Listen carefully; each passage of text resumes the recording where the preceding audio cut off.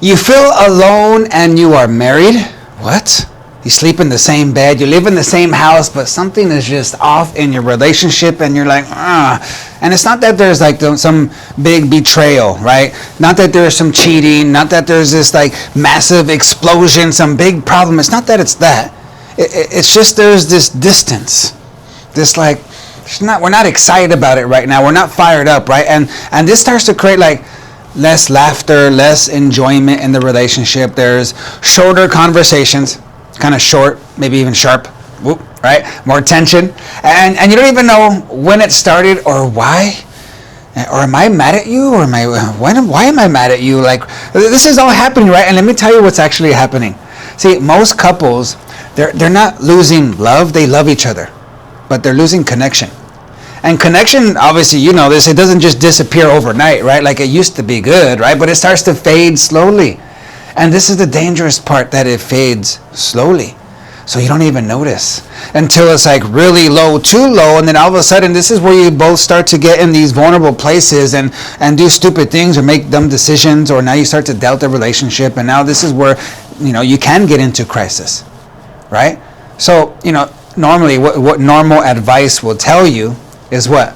Hey, if you want to deal with this problem in your relationship, you need to do what? You need to communicate better. You need to go on dates. You need to try harder.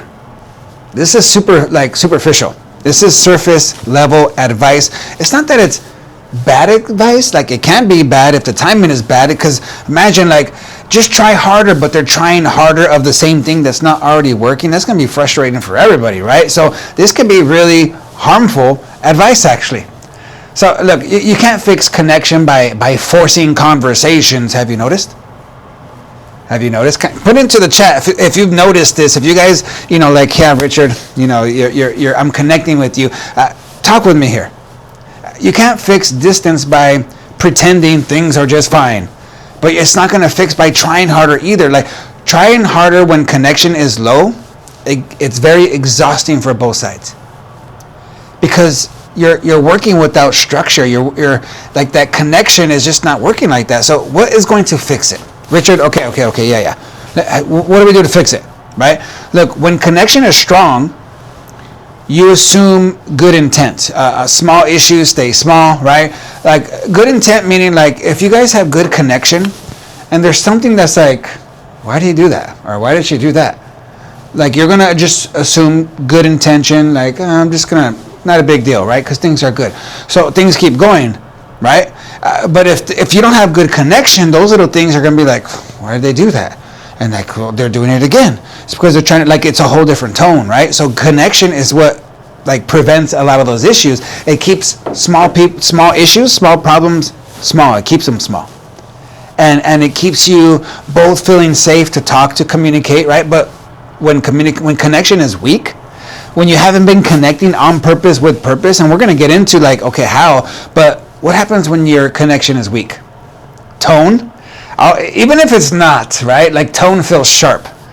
And if it is, it feels even sharper, right? Like, you're more on defense, like maybe you're even avoiding each other. Like, everything feels personal. Everything feels like just hard, exhausting. So then what do you start to do? You start to pull back emotionally, right? You start to disconnect because it gets too heavy, it gets too draining, it gets too painful. So when connection starts to drop, now everything starts to feel heavy. This is just a truth. So, and this is something that I see all the time. Look, I've worked with so many couples that are high performers. A lot of them are business owners that work together. So there's a lot of different types of things going on, right? So every couple that I work with, they follow the same path, though. There's the same kind of pattern. So what happens? Good people love each other, right? Working hard, not lazy, grinding. It's not because they're doing stupid things. They're good people, good family, but life gets busy. And work or projects or team increases, right? Which is good, praise God, right? Like we want increase, we want growth, we want to be productive in life, yes, right? Kids start to grow, kids increase, maybe we get more kids. Like, all these things start to happen. Of course, it brings more stress with it. All types, different types, right? Mental, emotional, spiritual, financial, right? It creates all these different types of stresses.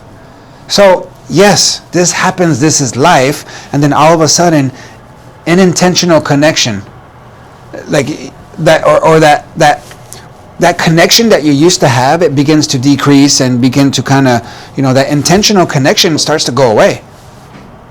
Now you start to have unintentional, disconnection just because you're busy and you're doing things. And again, it's not because you don't love each other. It's because you're busy and doing things and you're focused on this stuff, which you should be, but you're not creating consistent connection, and that is the problem.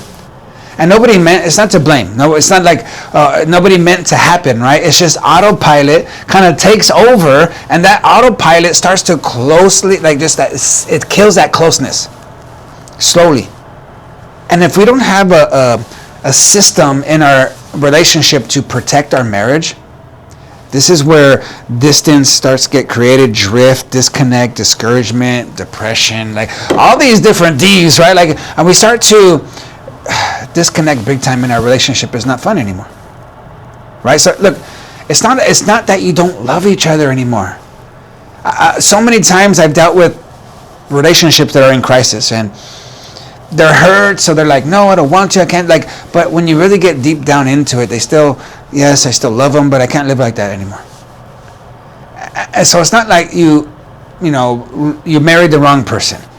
It's not that you did that. It's not that you're incompatible, or we just don't match, or we fell out of love. No. See, the real issue is that you were never shown how to protect and rebuild connection daily. How to rebuild and connect daily, to protect and rebuild. Most of us didn't learn how to do that. So the real enemy is not each other, right? Like we start to well, because you did this and because they're creating pain, so our brain starts to identify them as a problem because they're creating pain. But the problem isn't your spouse.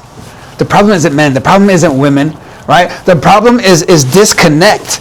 The problem is drift. The problem is you're not being intentional. The drift is, it's quiet, it's silent, so it doesn't get a lot of attention. So it doesn't drift, doesn't yell, doesn't argue loudly, right? It just kind of cools things slowly, and to the point where it gets cold and dry, and you're not in a functional, loving relationship anymore. So it's not like this big thing has to happen. It's this slow coldness that starts to get created, this distance. So, and if you don't reverse it on purpose, it just keeps going. A distance keeps creating. So you have to, shift it on purpose, with purpose, and be intentional for a long period of time to recorrect it. It doesn't happen overnight. Yes? So, but the longer you allow this drift, this distance, the harder it's going to be to create that warmth again. Resentment starts to grow. Yeah? Patience. Where is it? You don't have it anymore, right? It's you lose respect for them and you're bothered. So to repair that connection now, man, it's going to take longer. It's going to take work. If you keep letting it get harder and colder, right? So waiting makes it worse. Don't wait. And I'm not speaking from theory. Okay, I'm not speaking just from motivation here. I've been working with couples for over 20 years all around the world in relationship, and I've seen couples who thought, we're fine, they're fine, right? Until that distance begins to get very serious, and we're like, man, I never thought we were going to get here. Because look, when needs aren't getting met, people start doing weird and stupid things, because our needs drive our behaviors and values. And this is where you see good people do things that don't match their morals and values because they're not getting their needs met. That's how powerful they are. So I've seen this happen so much. Look, I've seen couples also rebuild fast, right? I've seen the opposite, where they were in crisis mode and you're like, man, they're not going to make it, right? They start to create a structure again on both sides and start to be consistent. It starts to soften each other up. And I've seen crisis mode, right? Rebuild structure and recreate connection again, right? So, and it's not just about structure. It's about that intention, right? Not emotion, not motivation, because that's going to come and go, especially if they start giving you attitude, right? So we need a structure and a system that actually is going to work and protect and guard and rebuild your connection. So this is how it happens. Okay, I hope you guys are enjoying this. Comment, share, all that stuff, right? Because this is so important when it comes to our love and marriage. And I believe relationships are the most important things in our life, because think about this, all the most important thing in life revolve around people and your relationship with those people. So you and I have to get really good at connecting with people, especially with the one that's closest to us, right? Look, this is how change happens. How are we going to reconnect this marriage? How are we going to reset it? How are we going to, rebuild it? How are we going to refresh it? Three things. Write it down. Awareness, intention, repair. It's like you need some air. It's an acronym, right? AIR. Awareness, intention, repair. You need some air. You guys need some air. So look, you start to notice disconnect early. Awareness. Like, okay, we have disconnect right now. You need to be aware, and of course you need to do something with it, which is the intention. So you start to correct the small issues fast, and don't let it build. Don't be like, oh, it's not a big deal. Oh, we'll get to it later. Oh, when we have time. Oh, like that little starts to create longer. Like, be aware, and then have intention to fix it right away, and repair it. See, you start to, and that repair means to like create intentional moments daily again. So, okay, so I'm in a relationship, and we want to prevent this, right? So I need to do my part. You need to do your part. We need to talk about this in a relationship. Like, look, let's do what Richard said. Yeah, let's sit down and like let's learn how to protect and rebuild our connection daily. So how do we do that? Okay, we both need to take full responsibility to do it, right? So 3 things. You're gonna sit down with your spouse, like show them this video or something, right? Like, can we do this exercise? Because I want to prevent, and I want to guard, and I want to protect our relationship. Not that it's bad. I'm not saying that it's bad, but I want to protect us. I don't want to wait until we're bad. I don't want to wait for crisis for us to make a change. Let's learn how to keep adapting and changing daily, so that way we can connect and rebuild as we're going. Because life is not perfect. Sometimes you do hurt each other, trigger each other, and you have to learn how to forgive each other, right? Like, there's things that happen. So we need to be aware of when that disconnect happens early. Yes? So that way, this is where we both need to be like, okay, what are we going to look for? When we're not connecting, when we're not spending time, when we're not opening up because somebody doesn't feel safe, we need to be aware of that and notice the disconnect early. And then we need to do what? Intention. That's awareness first, right? So then now we're talking. Now, okay, when one of us, sees it and is aware of it, we need to start to intentionally. It's one thing to have good intentions. Like, I have good intentions to have a good relationship. But it's a whole different thing to intentionally live, to intentionally do things throughout the day, to intentionally create connection, whether you feel like it or not, whether it's convenient or not. You know what I'm saying? So notice it early and correct it fast, and start to create intentional moments throughout the day. This is not complicated. It just needs structure. I mean, even if you have to go on your calendar and block the time, make sure you are doing these 3 things. Okay, I'm aware. Okay, I'm going to correct them quickly, and I'm going to create these moments throughout the day to create connection.